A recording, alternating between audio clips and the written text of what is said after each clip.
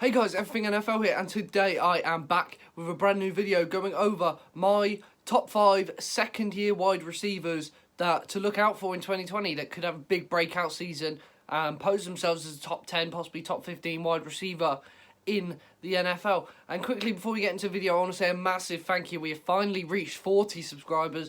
Hopefully we can keep continuing on the road. Our next goal we're going to try and reach is 50. So without much more said, make sure to go down and subscribe quickly before we go into the video. And also like the video and turn on notifications so you never ever miss an upload. And also leave some comments because I reply to every single one. And all support is greatly appreciated. So with no more messing about, let's get right into the video. At number 5, we have Marquise Brown, wide receiver for the Baltimore Ravens. He was selected 25th overall by the Baltimore Ravens, and they were shifting into a new era, a new system on offense, building the whole team around Lamar Jackson, and it was almost perfect, set in stone. Hollywood Brown would be the perfect complement and the perfect player with Lamar in that system. So he was a part of a very run-heavy system, so we knew his receptions and his receiving yards and touchdowns wasn't going to be absolutely off the charts insane, but it was still good. The system even used tight ends a lot, like Mark Andrews was great last year for the Ravens, got a Pro Bowl appearance. But his stat line wasn't the best. It was a really pretty average season, but he was a rookie, so you can't really say too much on that. He had 46 receptions for 584 receiving yards and 7 touchdowns, which is an average season, but he showed off his skill set big time in 2019. Like he showed his fantastic hands, his top level speed, his run after the catch and getting up above the defense and taking the top out of the defense. He showed that a lot in 2019. I expect him to also show it a lot more again in 2020. Hopefully he'll be better than he did in 2019 because I still believe that the Oklahoma product has lots and lots of NFL potential. Now moving on to number 4, we have Diontae Johnson, wide receiver for the Pittsburgh Steelers. Spent most of the season, it was only come out recently that he spent most of the season with a lingering groin injury. So that hampered his performance all season, and he still had a fairly good season in my eyes. He showed signs of developing into a true number 1 receiver one day for Pittsburgh, but he struggled with inconsistent and poor quarterback play most of the season from Mason Rudolph and Devlin Hodges. So he's now going into 2020 where Big Ben is back, Ben Roethlisberger is back. I'm pretty sure that Pittsburgh will be ready to take off and Diontae Johnson will be ready to take off in 2020, especially with better quarterback play. He had an impressive stat line considering he was a 3rd round pick in the 2019 NFL draft. He compiled 59 receptions for 680 receiving yards and 5 touchdowns. Quite a lot of you are going to be questioning, why do I have him above of Marquise Brown? I just personally think that Diontae Johnson is a better prospect, and I've seen more potential out of him right now, out of Toledo, than I have with Marquise Brown. And I think my opinion could change on that, but I really like Diontae Johnson. I think he's shown a lot of potential, and I think next year he could break out to a 1,000+ yard receiver in the NFL. I think he's going to be great. And now, moving on to number 3, we have Terry McLaurin, a wide receiver for the Washington Redskins. The Ohio State product was drafted 76th overall and was actually very underrated coming into the draft. I had him as a 2nd round prospect, but he ended up going in the 3rd round. Many expected him to have an average season, but he excelled on a terrible offensive unit and was one of the lone bright spots on the poor Washington Redskins offense. He did have some really good stats considering the quarterback play he had. Quarterback play was from Case Keenum, who they signed in free agency from the Denver Broncos. I want to say, was it the Denver Broncos? I think it was, but now it is. Then it was Colt McCoy, who is pretty bad, and then Dwayne Haskins, who was a rookie, a very raw talent, a rookie not really ready to go out big time on the NFL level.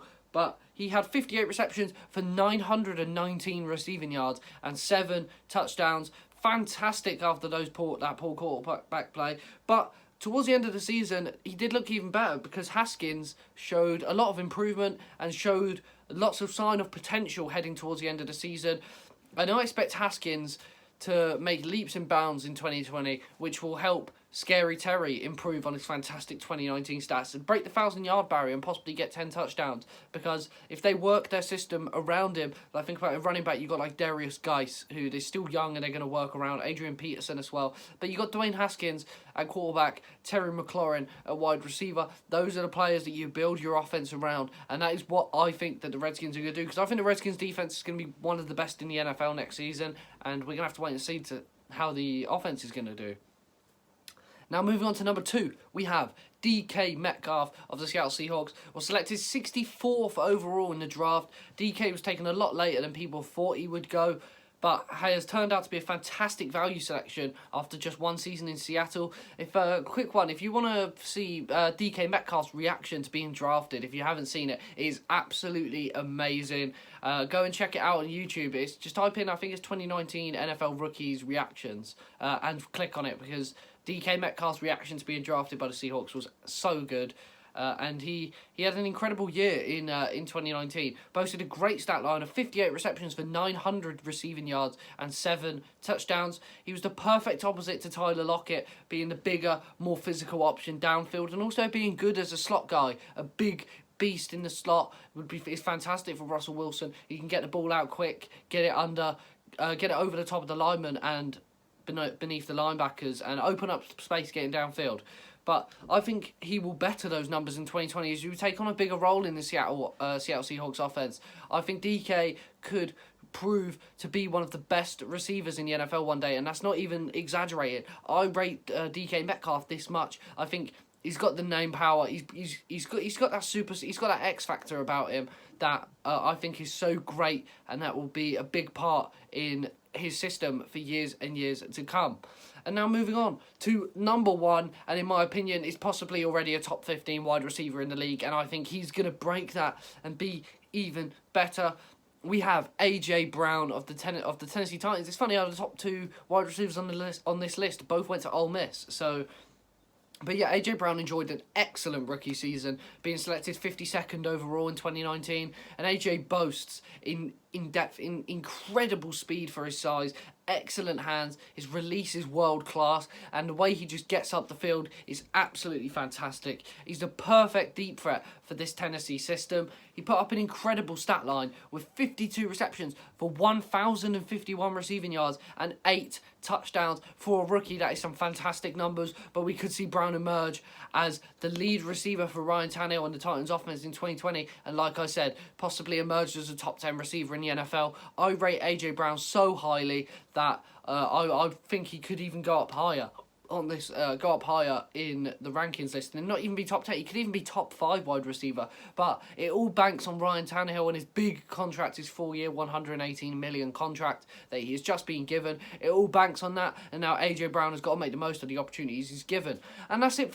for today's video, guys. Once again, I want to thank you guys for the 40 subscribers. It is absolutely fantastic, and that's all I have for today. So make sure to go down and like, and also subscribe, because all support is greatly appreciated, and I really appreciate the time out of your day. Go out and have a really good day, and I will be back on Friday with a brand new video. See you later, guys.